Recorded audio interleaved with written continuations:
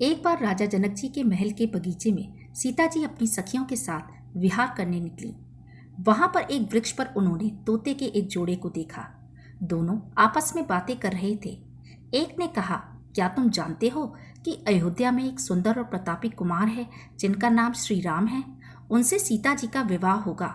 श्री राम 11,000 वर्षों तक इस धरती पर राज्य करेंगे। सीता और राम दोनों एक दूसरे के जीवन साथी की तरह इस धरती पर सुख से जीवन बिताएंगे। सीता ने अपना नाम सुना तो दोनों पक्षी की बात गौर से सुनने लगी।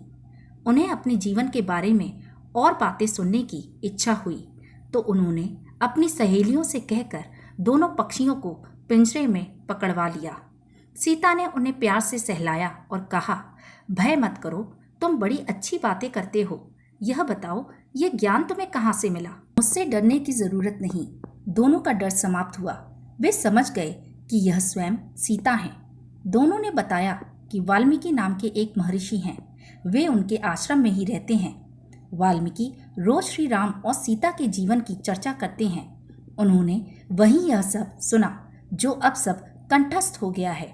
सीता ने और पूछा तो तोते ने कहा, दशरथ पुत्र श्री राम शिव का धनुष भंग करके और सीता उन्हें पति के रूप में स्वीकार करेंगी। तीनों लोकों में यह अद्भुत जोड़ी बनेगी। सीता पूछती जाती और तोता उसका उत्तर देते जाते। दोनों थक गए। उन्होंने सीता से कहा, यह कथा बहुत विस्तृत है, कई माह लगेंगे सुनाने में। दोनों उड़ने को तैयार हो गए। यह देख सीता ने कहा, तुमने मेरे भावी पति के बारे में बताया। उनके बारे में बड़ी जिज्ञासा हुई है। जब तक श्री राम आकर मेरा वरण नहीं करते, मेरे महल में तुम आराम से रहकर सुख भोगो। तोती ने कहा, देवी, हम वन के प्राणी हैं, पेड़ों पर रहते सर्वत्र विचरते हैं। मैं गर्भवती हूँ, मुझे घोंसले में जाकर अपने बच्चे को जन्म देना है। सीता जी नहीं मानी। तोते ने कहा, आप जिद न करें, जब मेरी पत्नी बच्चों को जन्म दे देगी तो मैं स्वयं आकर शेष कथा सुनाऊंगा। अभी तो हमें जाने दें। सीता ने कहा, ऐसा है तो तुम चले जाओ, लेकिन तुम्हारी पत्नी यहीं रहेगी। मैं इसे कष्ट न होने दूंगी। तोते को पत्नी से बड़ा प्रेम था। वह अकेले जाने को तैयार न था। जब तोते को लगा कि वह सीता के चुंगल से मुक्त नहीं हो सकता तो विलाप करने लगा। मुनियों ने सत्य कहा है, मौन रहना चाहिए। यदि हम कथा न कहते तो मुक्त होते। तोते अपनी पति से विछोह सहन नहीं कर पा रही थी।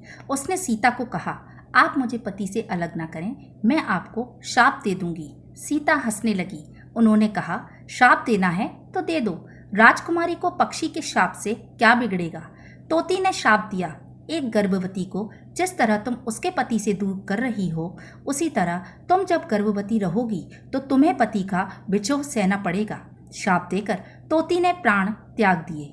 पत्नी को मरता देख तोता क्रोध में बोला, अपनी पत्नी के वचन सत्य करने के लिए मैं ईश्वर को प्रसन्न कर श्री राम के नगर में जन्म लूंगा और अपने पति का शाप सत्य कराने का माध्यम बनूंगा।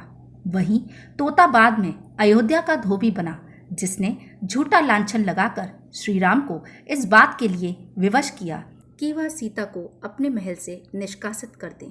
प्रिय दोस्तों, यह वीडियो पसंद आई हो तो लाइक, शेयर, सब्सक्राइब और कमेंट करना ना भूलें। धन्यवाद।